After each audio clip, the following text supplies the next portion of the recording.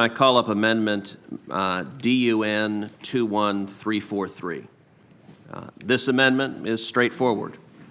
It simply adds to the end of this bill a sense of Congress that, quote, federal, state, local, and tribal police officers, sheriffs, and other law enforcement officers across the United States serve with valor, dignity, and integrity.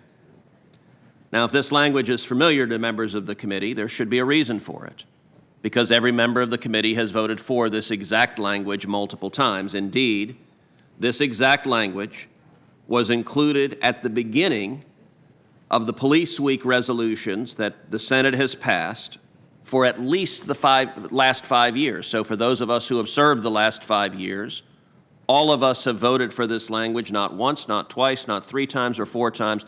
5 different times we voted for this language. This year's resolution for Police Week, unfortunately, deleted that language at the insistence of Democratic senators. Instead, it acknowledges the valor, dignity, and integrity, but only of those officers who died in the course of duty. So apparently, those officers who have not been killed in the course of duty, something has changed, and the Senate does not want to acknowledge their valor, dignity, and integrity. Given that this committee just voted to confirm a nominee to the Department of Justice who has said in writing, the Klan is now the police with blue uniforms replacing the sheets and hoods, I don't think it's an accident that that language was deleted from this week's Police Week resolution. We ought to be able to recognize that the vast majority of men and women serving in law enforcement are, as the Senate has said each year for the last 5 years, serving with valor, dignity, and integrity, and I would urge the committee to adopt this amendment. Anyone wish to Yes. be recognized? Oh, no, I'm sorry. I yield to the ranking member always. Yeah, thank you. I'm kind of in a bad position on this because I supported the original language that was, that Senator Cruz has talked about, but I wanted to make sure that we had a very strong bipartisan support for this language. So I've worked out with Senator Durbin in consultation with police groups and members of this committee.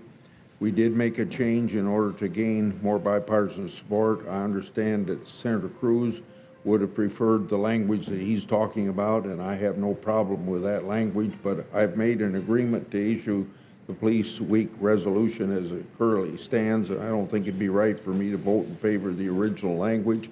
I also don't think that this amendment's necessary to improve the underlying bill. I respectfully then intend to vote no. It's not because I don't understand Senator Cruz's disappointment about the change, and it isn't because I disagree with the words of his amendment. I think those who know me know that I stand by my commitments, and I hope after the vote on this amendment, we can move on to the bill and work together to get it done. Because I think this being Police Week, whatever we can do in a very strong bipartisan way needs to be done. I think Senator Booker. Thank you. Thank you for the recognition. I hope that folks hold on to their seats for a second, but I agree with Ted Cruz. I'll say that again. I agree, damn it, with Ted Cruz. He just said... That's going to be used in ads against you, Corey. I know that, but it was a risk I'm going to take. I'm going to walk out on that limb. Ted and I, Senator Cruz, excuse me, and I both understand that across this country, every single day, there are officers that show extraordinary valor, courage, really the highest calling, and the faith that Senator Cruz and I share. There's no greater love than a man has than to give his life for others. I was a mayor over a police department, and I saw every single day the power of my officers and their willingness to put themselves at risk. And we should be not stripping a paragraph that is really not that objectionable. You said the words vast majority of police officers. You and I both agree. You can get any group of 100 people, and there's going to be a bad apple amongst them. We have 100 senators. I'm sure somewhere there's a bad apple amongst 100 of us. But the majority of senators are in this job because they want to make America a better place. So I agree with your words, vast majority. I'm wondering, with humility and grace, would the senator accept one word placed in this that I hope would help to bridge any concerns that people on my side of the aisle have with the affirmative statements that I agree with that Senator Cruz is saying, because I know that there are families right now who are grieving, as you and I both know, the tragic loss of their family members who were killed by a police officer like Derek Chauvin. And we know that there are officers out there, as there are in every group, that might be not doing the kind of valor and honor and integrity that the most officers, the vast majority of officers, 99% of officers, may be showing. And so my request is, I think you're right, Senator Cruz, we should put this back in.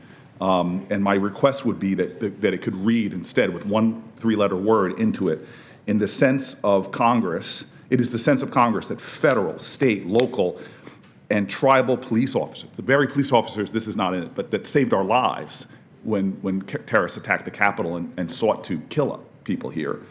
But it is the sense of Congress that federal, state, local, and tribal police officers, sheriffs, and other law enforcement officers across the United States who serve with valor, dignity, and integrity deserve the gratitude and respect of Congress.